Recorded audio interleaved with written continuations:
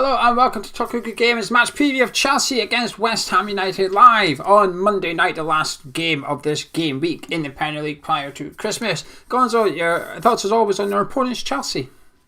Well, it's very easy to look at their last game, which was a loss. However, take that out of the equation, I think, because they've been in good form.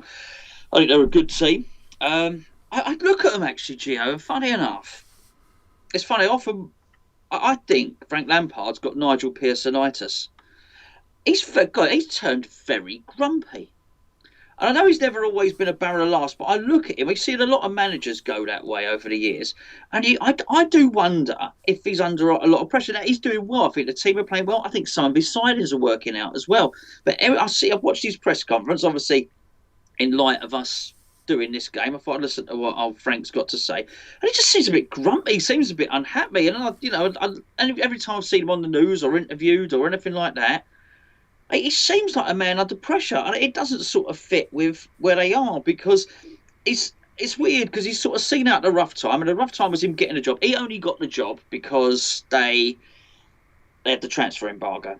So it was a good chance to get Frank in. He basically failed at Derby County in the end because he didn't get him promoted. But they thought, we'll get Frank in. He understands the club. We'll give him a little leeway. And I thought he made a huge success of it. The way he brought players like Mason Mount through and Tammy Abrahams and some of the other kids as well. I thought he did really, really well there. And he saw out the tough times. And now he got to the point, there's no transfer embargo. Spent big, 25% of the Premier League spend in the last transfer window is done by Chelsea. He's buying players left, right and centre, good players, excellent players as well. So I don't know. I just think he's not really got a bounce. He falls out of people on the touchline. He's grumpy with journalists and all the rest. I don't know. I just wonder if there's something else going on there at the moment, Gio. I think he's always had that streak about him. I mean, I remember last season when him and Klopp had that handbags on the touchline and stuff, and he had it even in the Championship of Derby. He had that thing with Bielsa about the whole Spygate and stuff. So he's always had, not a nasty streak, but he's always had a bit of a spine about him, actually. And he's becoming a little bit of a character himself, and I quite like that. I do quite like the way he handles himself in the press and stuff. And I think he's grew up in the generation. He's one of the first managers now in management that's grew up in the generation where the media bully players. He's grew up and he's probably watched some of his England teammates get hounded by the press week in, week out. So when he comes to speak to the press, I wouldn't blame him if he's got the hump with them from his playing days, where he thinks, actually, no, I don't like you lot because you lot make life difficult as a footballer. And I've seen managers like Mourinho and that come in at Chelsea and get ushered out the door with the media almost blowing the trumpet as they're on their way out. So I wouldn't blame him and managers of his age if they don't like the British media. If Raheem Sterling was to go on and become a manager and basically told the media to do one, we wouldn't blame him at all. The media in this country, in Britain, they've got this bullying culture, I think. They tend to pick on players. Mason Greenwood's the player at the minute. They want to go after Mason Greenwood and stuff. You know, the treatment he and Phil Foden received are different. Although they've done the same thing in Iceland, they've received different treatment thereafter. So I know we're going off topic here, but I do think Frank Lampard's I totally what you're saying, but I do think he's. I mean, take Scott Parker for instance, exactly the same generation, probably exactly the same age. Probably got a harder job on his hands, more under pressure, but you just always get the impression he's enjoying it more. That's all I'm saying. I'm not making any bigger statement about it. It just seems a little bit grumpy and a little bit under pressure. So yeah, that's it really. Anyway, how do you think they're getting on this season? They've struggled a little bit. I could be wrong, but I think the stat is they haven't beat anyone in the top 12 of the Premier League. Like you said, they spent big in the summer, but a couple of their big hitters we haven't seen the best of them yet in the Premier League. Is that a case of this season? We're just going to have to be patient with Chelsea and let them get used to the Premier League and then hopefully see the best of them next year. I would imagine so, but he's not dealing with the most patient of managers, which is owners, which is possibly where his stress might come from if he is indeed stressed. I mean, there's a reason to argue that actually, I don't believe this to be the case, by the way, but I'm just making the argument. There's a reason to argue that actually his new recruit's not doing any better than when the kids came in last season. There's a reason to argue that Kai Havertz has not done better than Mason Mount did on his inaugural season for Chelsea last season. You could make the case that maybe Timo Werner is not doing as well as Tammy Abrahams did when he was brought back off on loan and played for Chelsea last season. So I understand that. But I do believe those two in particular are very, very good players. I like the winger as well, whose name escapes me. Did he come from Ajax? Yeah, good player, good player. I think he's just got to wait, but he's almost got an embarrassment of riches there, Gio, because you look at that guy, that Ziyech, who's very much a wide player. They fought tooth and nail to tie Hudson-Odoi down on big wages to a contract because Bayern Munich was sniffing around him. Good player, you pay someone £100,000 a week, you want them to be playing, or they would certainly think they're playing. And then my favourite one of the lot is Christian Pulisic. And so they've almost got an embarrassment of wingers there. I know big clubs have more than one player in each position, but you look at all around the team and all around the squad, and they've got it everywhere. So it is going to be difficult for these players to come in and do well. And then you get the odd one that comes into a game, like Billy Gilmore comes in and looks absolute dynamite. That again puts more pressure on the guy that cost 80 million. So yeah, I do think it's there's an interesting dynamic there, certainly. Yeah, I think last season, I think Frank was helped by the transfer embargo. I think he was also helped by almost being classed as the underdog of the Sky Sports top six. It was like, oh, if they get Champions League football, they've had a really good season. Now it's like, you must become title contenders. You've spent the money now. You've had a year at Stamford Bridge. You must now turn this team of superstars into title contenders. And I think this is where he's struggling a little bit. I think I'm going to give Havertz a bit of a pass because he's had COVID, he's 21, he's come over from Germany and that, but he doesn't really have a position. The position he played at Leverkusen doesn't really exist at Chelsea. Sure. I think Frank Lampard needs to change his blueprint almost, and I do wonder if that's tied in with the going after someone like Declan Rice in order to fix the front. Because I think he's fixed his back four. I think the back four is sorted. He's got his first team back four. I think his keeper looks really good. So the back five's done. It's now, what do you do in front of that? And I'm not sure he knows how to. He hasn't even sorted the striker in position yet. It's Abraham, Giroud, Werner. He's switching between the three of them. He hasn't quite got it yet. And the difference is with Werner and Havertz and Ziyech, they were like the main man at their former clubs. You build the team around Timo, you build the team around Kai. But at Chelsea, you can't do that. You've almost got to. They've got to play their big part in their team. And I think he's struggling to sort of get that cohesion with them going just yet, but still early days yet. And while they're racking up points and putting points on the board and staying in touching distance of the title, and if they can go on and finish in the top four, and it'll be disappointing when you spend all that money and you don't actually move forward in terms of your league position. But I think that's what you need. You need to sort of just become a Champions League club regularly, and then try and get these players in, work out who's good, who's working for you. He's got the players in now. There's one or two players I think he wants out of that club. That's got to be the next thing on the list. Likes of Jorginho and stuff. If you don't want him, you don't want him. Sell him, get the money in, get other players in. And what's a good season for Chelsea then this season? Winning. They've spent a lot of money. They spent, as I say, a quarter of the whole Premier League spend was Chelsea. And that was on top of a load of already good players. They've got an owner sailing around in his super yacht. Literally smoking £50 notes. No, they have to win. That Abramovich has not spent all that money for them not to win. No, just getting into the top four or anything like that, they've got to win a big trophy and not the Community Shield. I kind of agree. I think he'll get 1 year of not winning a trophy and finishing in the top four. Because they have spent a lot of money. The season before, they didn't spend any money. Obviously, they sold Hazard. So, they have already. Most clubs buy, then sell. Chelsea did the selling, and then they've gone out and splashed all the cash. And the other players that they've had out on loan, they get a lot of money for those players that's been out on loan. They get the loan fees for players like Ampadu, Morata's out on loan. They get the fees for them players being out, which does add up because they're not hundreds of thousands. These are millions of pounds they're getting to borrow a player. So I do think while their outgoings is massive, I think their incoming from the transfers is massive as well. So it sort of balances out a little bit. Players you admire? There's quite a lot of them, but take a couple. Yeah. Okay, I like fullbacks. That Reece James very much impressed me. Chilwell, he impressed me at Leicester.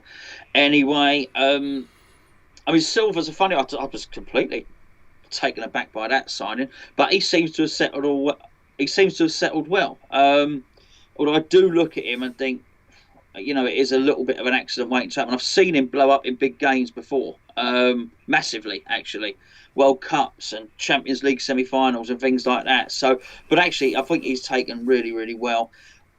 Werner's a fantastic player, but I do wonder. I find out it wasn't anything I'd noticed, but listening to two Chelsea fans talking about it, funny enough, and they were saying Werner's being deployed too wide, which, if that's the case, then that's stupid. I've got to say, that's stupid to get a player in, one of the best strikers in Europe, certainly one of the quickest, and deploy him from wide areas. That's foolish. Now, funny enough, I did see some highlights in one of the games where he did really well from wide, and he came in and scored a goal. It was very impressive. But you just don't do that. That's not a clever thing to do at all. The keeper's made. You mentioned the keeper. The keeper's made a difference because the other one was a complete hindrance and completely. He's one of these people, Gio. You know, who I think he was more convinced of his own self-worth than anyone else. I think what that previous keeper thought he gave to Chelsea was above and beyond what he actually delivered. I think he's probably sat there surprised, thinking, "Hold on, I've been taken out of the team, and actually they're doing better." Well, yeah, there you go, mate. I think it was a complete wrong signing. They spent a lot of money on him, 70, 80 million on that keeper or something, didn't they, when they bought him? Not going to pronounce his name. Zuma's playing well, by the way, Gio. Zuma is playing well for them, I feel. Yeah, I mean, as you say, there's lots, but Pulisic my favourite out of the lot. Pulisic my favourite player at Chelsea. I think Mendy is the best keeper in the league with his feet. Whenever I watch Chelsea, the way he lofts the ball to Chilwell and Reece James is brilliant. He just lofts over strikers' heads as if they're not there and stuff. He's so calm and composed. He was a bit erratic against Everton, conceding the penalty, but with his feet, I think he's better than Alisson and Ederson, but he doesn't seem to get the plaudits for it yet. I think Reece James is now England's best right back, to be honest with you. I thought he had yeah, I do. I think he's better than Trent Alexander-Arnold. Every time I watch him, he impresses me. He's strong, he's fast. You know, Azpilicueta is still a damn good player, but he's keeping Azpilicueta out of the side. That he's got to be sort of the best backup right back in the league. So to be kept out of the team, the guy that's in the team must be damn good. And I think Reece James is. He's really come on this season. He's one of Chelsea's main attacking threats from that right back position. And he can hit it. He takes all their free kicks now. You know, you buy all this talent. And Reece James is a guy taking their free kicks from outside the box. And what a strike he's got on him too. I think he's just a fantastic footballer, Reece James. And Ziyech's my favourite player. Well, yours is Pulisic, Ziyech's mine. I think he's just... the skills, the twists he's got, he's direct, the way he can shoot, he's just an unbelievable player. Lots of talent at Stamford Bridge, and Stamford Bridge is where we're going. But we're going to talk about West Ham now. But before we do, we've got a giveaway. I've boxed it up so it doesn't get broken. It's in here. But if you want to know what's in here, the video will be up at the end of this video. The video to go watch will be up there. It's in the description as well. You have to listen to me talk about Patreon for a little bit, but then you've got a giveaway. It's free to enter, so get involved. Gonzo's disappeared and now he's trying to ring me on Skype. Let me just add him back in. This is a disaster, this is.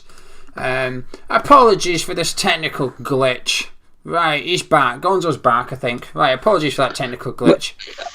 Anyway. Apologies, yeah. I didn't go anywhere. You got fed up of listening to me talk about the giveaway and you buggered off. I'm just disappointed I'm not getting the prize. So, yeah, you carry on. Anyway, team news for West Ham. There's quite a bit, actually. Obviously, Masuaku is out for this one. Mikel Antonio is declared as very unlikely, although David Moyes has confirmed he's back on the grass. Not that kind of grass.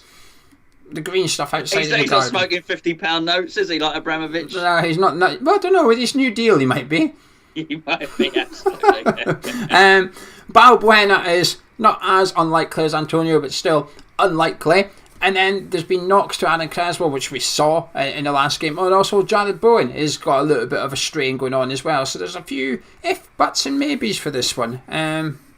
Anyway, Gonzo, right, rotation time. We're coming up to the period where managers are starting to rotate their teams and stuff. We've seen it already in the Premier League this weekend.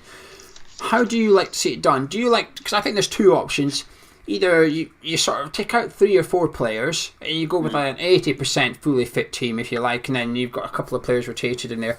Or do you like to see us go full strength, heavily rotate the next game, and then go back to full strength again? Oh, nice to have choices, Gio. No, I like to see a couple of players taken out. I don't like to lose the whole cohesion of the team. So I think you take out 1 or 2 here and there. That being said, I don't think this is the time to do it. Because just to think we've been lucky with the way fixtures have fallen. We've had big gaps between ours. We're not. I don't think we're knackered. I know some people said we looked tired in the last game. I don't think that's fixture congestion doing that. I think there's just some people need taking out the team and need a little bit of freshening up anyway, regardless of any fixture congestion. We'll get onto those in a second. But yeah, not wholesale changes, no, mate. No, I'm the same as you. I'm also more of a believer in just wait until they're forced a little bit. Don't make changes unless the guy is tired or injured and stuff. Then change it, kind of thing. Because I think sometimes you can be a bit too proactive. So you might take a player out, rest him with the intention of putting him back in for the next game. But then that game comes round, actually he's now picked up something in training and stuff, and you can't play him anyway. But Moyes is going to have to be a little bit careful here, particularly if the team news that Bowen and Krez were both iffy as well. I mean, arguably, we could have 5 or 6 of our first choice 11 out for Monday night. Yeah, Bowen's got a strain. He's probably going to play. He's probably going to be okay. He's just not 100%. Yeah. For the sake of the preview, by the way, just assume that these players are available. I am. Yeah, well, that's why I've just brought a pen and pad to do me team. On your pen and pad there, the 11 you would like to see for this one. Are you keeping the 4 at the back system? Because I'm not convinced it worked too well against Crystal Palace. No, I certainly wouldn't. I don't mind it doing it against Crystal Palace, but where we have had our success this season, I certainly called the point against Man City. Success, absolutely, I would. When we've played well against the bigger teams, we've gone with the extra defender at the back, and we absolutely need to do this, regardless of whether Werner's wide or whichever thing they play. They're going to pose a threat, and I want to get that extra defender in there as well. And so, how are you going to line up 3 at the back then? Because this is interesting. Okay, I'm going to go with Soufal at right wing back. I'm going to go with Diop, Ogbonna, and Cresswell as the 3 centre halves, and I'm playing Ben Johnson at left wing back. Yeah, I can get that. I think I was sort of thinking about that as well, to be honest with you. The 3 at the back options are one I want to go for, but I think it would depend on Balbuena for me. If Balbuena was fit enough, I'd go to 3 at the back. However, if he wasn't fit enough, I think I'd be inclined to keep it as the 4. Just because I think Ben Johnson going forward, he doesn't offer enough for my liking. No. And I don't think Soufal does. Soufal's best 2 games, in my opinion, have been his last 2, which were right back. So to put him right wing back, you're now taking him out of his best position again. So you're almost compromising 2 or 3 players just switching the formation up a little bit. And I think if you were sort of almost not getting too much from your left wing back and not too much from your right wing back, I know Soufal's crosses were really good against Palace, but that was the only game I've been consistently impressed with him throughout 90 minutes with his crossing. It's a lot of pressure on the rest of the players to do all the creativity in the team. So I'm not convinced by that. I think I would stick to 4 at the back for this one, with the same 4 that played against Crystal Palace, to be honest with you. But I would make a change in the team. So how would you like to line up in midfield? I'm assuming you've got Rice, Souček, and then what does the rest of your team look like? Bowen, Lanzini, and Haller. No Benrahma? No, just Bowen, Lanzini, and Haller. If Bowen's iffy, then I would put Benrahma and Lanzini in there. Yeah, I've thought Lanzini deserves to start. Absolutely deserves to start. That he was orchestrating again. Don't worry. Sorry? I've got Lanzini as well, don't worry. Oh, so you've got Lanzini and Benrahma? Yeah, because I don't have Ben Johnson, do I? So I'm bringing of course you do. Oh, yeah, fair point. So my 4 across the middle is Bowen, Souček, Rice, and Benrahma. Now I think this is pivotal. I want to see Benrahma out on the left. That's difficult because he's going to have to chase Reece James about a little bit. But Reece James does get really far forward, so there's space in behind him where you can break and stuff. But I just didn't think he played well against Crystal Palace in the middle of the park, Benrahma. I think it was far too busy for him in there. Every time he got the ball, he was just swarmed with players. Second half, I thought we looked a lot better with him out on the left. Lanzini in the number 10 role. I thought Lanzini was a step above Benrahma in the number 10 role. The 2 halves, I thought Benrahma was Lanzini, magnificent. Now you can't just say, while I'm sort of saying Benrahma got smothered, but then surely that rule of thumb is Lanzini should have been as well then, because it was just a like for like swap. Yeah, but I never felt Lanzini did. I thought Lanzini was better at finding space, using the space and stuff. So I'd like to see him in there, and then that leaves Sebastian Haller up front for me as well. If we do go to 3 at the back, so Gonzo, I would like to see us almost go 3-5-2 and go with 2 just strikers, Haller and probably Benrahma, to be honest. I'd just put Benrahma up front and say don't worry about defending, and I would probably rest Jarrod Bowen. Keep him out for this one and keep putting back in for the Brighton game and stuff. Any other? So you happy with that lineup? Yeah. I mean, I'm disappointed with the strike. I've given Sebastian Haller a lot of thought over recent days. I really have. We talk about him a lot. on Patreon. We talk about a lot on these videos, talk about a lot in the morning videos as well. Again, we get a lot of feedback. People want to talk about this subject, which is really good. And it makes you think a lot about him. And everyone's got something to say and everyone's got an opinion. And the more I just look at it, and it was really something that I said to you when we were discussing. You were discussing his body language, Sebastian Haller's body language, and you were saying, if Jared Bowen was throwing his arms up in the air and all the rest of it. Sorry, Jared Bowen was. You said if Haller did that, people would be having to go at him. And I said to you at the time, I said, yeah, but Jared Bowen does all that. Then he picks himself up, and the person has tackled him goes, right, so I'm going to have you.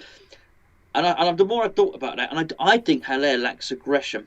And I know people say that's his demeanour and he's cold and the rest of it. I don't think it helps him. I want to see him battle. And that's my only concern for this game, is Sebastian Haller. Because I tell you what, I think if we did have Michail Antonio for this game, I'd be incredibly confident. I actually think we'd beat them, by the way. And I think we'd beat them well. That's my only concern. So am I happy with the team? Yes. But I wouldn't know what to do with him. It's not run around more, I'm faster, but have a battle, get in there. I want him to get annoyed. I want him to get annoyed with the centre back. What, you do what? Particularly, where was he dominated by? The Leeds two. When he was bullied by the Leeds two. I want him to turn around and have a fight with him, not punch him. But okay, I'll have a bit. That is massive, honestly. I want to see more. I want to see more aggression from him. I'm not talking about technique or anything like that. I want to see him battle. I want to see him say to Zuma, who, let's be fair, I know he's been around a little while now, but he's still, I would consider him still an inexperienced centre half, right? He's not played 300 games at centre half. Then he's got a guy next to him who is an experienced centre half, but he's not the most massive geezer, Silva, not the most massive geezer in the world. I want to see, with his experience, Heller's experience, and with his physical attributes, impose himself. I want to see him pulling onto Silva. Absolutely, I don't want to see him do the other thing. I want to see him. We said, who was it when we played Fulham, and you said was gonna the striker, whatever his name is, was gonna target Cresswell. Mitrovic. Yeah, I want to go and see. I want Sebastian Haller actually go and stand on Thiago Silva and say, actually, I'm going to have a battle with you, mate. I'm going to knock you flying a few times. I'm going to win some headers against you. Get it up to me. I'm going to score a goal. I want to see that sort of attitude from him.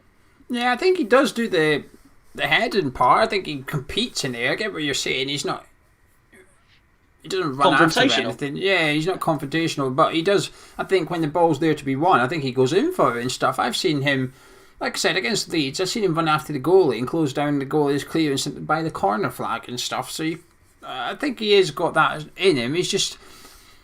But it's just not one of his traits, is it? He's not going to be like that. We know he's not going to be like that. But Mo Salah's not like that, though. It's about how you play to that person's strengths and weaknesses and stuff. And I just think sometimes we need to do it a little bit better for Sebastian Haller.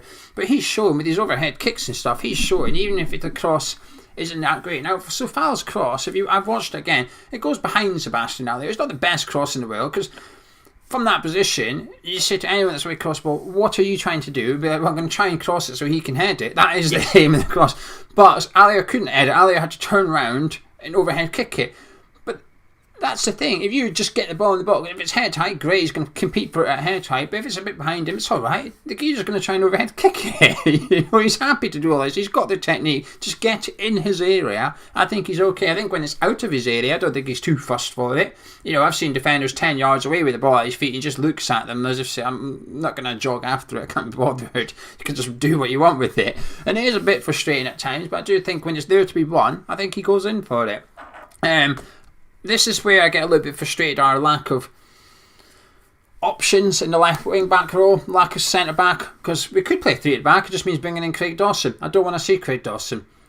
I don't want to see Craig Dawson play against Chelsea. Giroud worries me for this game. If they start Giroud, I've just seen Benteke absolutely smash our centre backs around in mid-air. I'm a bit concerned that Giroud's going to come in and do the exact same thing again. But instead of having, what you say no for? I thought he ragdolled. I thought Benteke bullied us to high heaven. Giroud is more wily. Giroud's better header and all the rest of it. Giroud hasn't got half the strength of Benteke, so I'm less worried about it. I was. No, Giroud's better than Benteke in there. No, he's not stronger. That's my point. He doesn't have to be. If you can win the ball, then. Well, the goal aside, I think that's what happened. I think he ragdolled. I think he left. I mean, he literally left Diop and Ogbonna on the floor on numerous occasions. I think it ruffled him. I don't think Giroud's going to do that. I think they would, believe it or not, I think they'd rather play against Giroud than Benteke again. Do you? No, I think they'd rather play against Benteke. I think Giroud's much better than him in the air. Giroud's far more intelligent. He's far more clinical in the air and stuff. I think. I'm not saying he's not. I'm saying the problem in that one was they got bullied by a bigger, stronger, faster guy. Those are the attributes that beat them. That beat our centre backs, and he ain't got those attributes. Well, I think Giroud will batter Diop in the air with his intelligence, with his movement, his timing, his jumps and stuff. Diop's clumsy as well. We literally just saw him against Crystal Palace get tackled, lie down, and try and catch the ball. That's what Diop done in the last game. We need a new keeper. Yeah, so I'm worried. His distribution ain't good enough. I am worried if Giroud starts. If Tammy Abraham starts, I'll actually be happy. I'll actually be happy that he puts Abraham up front from the start, because I think you've got this one wrong, Frank. The way to beat our centre-backs is in there. But one thing in the back four that has worried me, but it's not been exposed too much yet, is the runs in behind. I thought Leeds were good at it in the first half, but we sort of tightened up a little bit. And I think that is how Werner and Pulisic and Ziyech's a bit of a doubt for this one, but that's how those players would like to play. They'd like to get it on the deck and run around and stuff. But anyway, that all said and done. Are you feeling confident for this one? I don't think either of us are feeling too confident. Optimistic, maybe. Oh, yeah, no, yeah, I am. Are you? Well, very much so, yeah, very much so. Yeah, I think we'd beat them comfortably if we had Mikel Antonio. I've seen how we've played against them recently. They've lost against Wolves. They've just lost against Everton as well. I think they only got a draw in Europe as well. I don't think they've won in 3 or 4 games, something like that. Frank's got the ump. Look, they should beat us. They should beat us comfortably, but I think we got a little bit. Sometimes you need a bit of a reality check in football, and I think a couple of times we got a reality check. I think Crystal Palace are actually the pain in the bum, and it's been us that's been the pain in the bum this season, and actually Crystal Palace for that. And I think that might give Moyes and the coaching staff enough to be able to say to the team, look, that wasn't good enough. What happened there? We need to be the nasty ones. We need to be the annoying ones. You've got to win these battles. You've got to win these contests. And I think I was really disappointed with Saul Benteke, because I do think that was the first time I've seen our defence get bullied in such a way. I think probably since Chris Woods used to do it twice a season. Troy Deeney used to do it regularly as well. But in the last almost calendar year, since Moyes came in, it ain't really happened, right? I think we're really solid. I think we're good at defending crosses. I think we're good at defending high balls and stuff like that. And I think it'll get back to that. I would like to see Tammy Abraham as well, by the way, because I think that's the best option of the 3. I'm not saying Drew's useless at all. I just don't think he'll be able to do what Benteke did. But I'd rather see Tammy Abraham than Timo Werner or Giroud. That being said, I'll be happy if we see Timo Werner put out to the wing, because it means they ain't playing a winger there, and I think they've got some really good wingers who are probably better at wing play than Timo Werner is. They're going to cause us all sorts of problems, but I tell you now, there's no pressure on us at the moment. All right, we didn't play particularly well against Palace, but we still didn't lose. We haven't lost in a little while. In the last little while, they have twice, and then got a draw as well. So I think there is actually a little bit of pressure on them. And I think if we can make it tough for them, or if we can get an early goal or something like that, it's going to be really, really hard for them. We beat them last season as well, so last time we played them. So I'm not bothered. And I think, looking at their centre-halves, I want some more corners, and I want some more set pieces, and let's dominate them in the air with Haller, let's dominate them in the air with Souček and Ogbonna, and from set pieces and all the rest of it. I think we can go in there. I think we can do a job against them. I'm quite confident. I'm optimistic, and as confident as you. I think we'll score, but I also think they'll score as well. I think they've got really good players, simple as that. But we're better when we're the underdog, and I think we were the favourites against Palace. And I think we always seem to not bottle it, but I don't think we like it. I think we prefer to go in there with the pressure off and play a little bit more freely, and I think that'll be play into our favour. I'm a bit worried, not about fatigue as such, but just little injuries and stuff. If Creswell starts, how fit is he? Bowen starts, how fit is he? Balbuena's rush back, just how fit is he? So it's difficult. Plus Diop had a shocker against Palace and got off with it. and Diop side of the pitch is usually where Timo Werner operates and stuff. So he might be licking his lips at. Because I know you say he plays out wide, but he doesn't really. It's not a winger he plays. He sort of plays a second striker and drifts around. But that's what he did at Leipzig a lot as well. So it's not too different to what he did over in Germany. But I think it'll be a good game. I can see. It's a funny old thing. I don't want to say this, but I can see. I would not be surprised how this game finishes. Chelsea win, won't be surprised. We win, won't be surprised. And obviously, if it's a draw, will not be surprised. It's just one of them. Whoever manager gets it right on the night can win it. The margins will be quite slim. I don't think either side's going to get a hiding or anything like that. I think it'll be a close game. I think it'll be a good game too. Got to watch Kurt Zouma when defending our own set pieces. He's probably the best in the league this season, actually, for attacking corners. And him and Vestergaard are by far the two best centre backs this league's got in terms of attacking corners and stuff. So we need to keep an eye on him. But I'm sure we will. Prediction, please. I'm going to go with West Ham 2, Chelsea 1 for this one. Yeah, you mean Chelsea 1, West Ham 2? Yeah, whichever way you want to. I like it to be the right way round. It could be, but quite frankly, it doesn't matter. There's no fans. London's in tier 3. It could be in my back garden. Tier 4 now, isn't it? What, London? Yeah. What's tier 4? Like Apocalypse? Is there a tier 5? Christ, I don't know. It's been announced while we've been doing this. I think Bojo's bringing a new... Yeah, tier 5, you're not even allowed to speak to anybody. You can't even phone anyone up at tier 5. London's supposed to be going into tier 4. I decided to put a tweet on the Hammers Chat Twitter. I said, feel sorry for Arsenal fans going into tier 4. They're only getting used to the idea of dropping down to tier 2. Absolutely, yeah, you're saying 2-1 West Ham. I'm going to say 1-1. I think I'm going to go for just down the middle because I can't decide. And when I can't decide, I just normally just sit on the fence and go for the draw. So I'll say Chelsea 1, West Ham 1. Anyway, 8 o'clock kickoff on Monday, which means we'll be live just before 7 p.m. on Monday night with our build-up show. Then we've got the watch along. We missed the watch along in the last game. We've got a watch along coming up on Monday night, and myself and Gonz will be live with the review. Just want to say a massive thank you to everybody that's joined us on Patreon over the last few days. We've had a few people. We're now on 99% of goal 2, so we're a couple more patrons will just get us up to 100%. The link's in the description below if you want to know what we're talking about. We'll see you Monday. Gonz, I'll see you Monday as well. Yeah, look forward to it. See you then.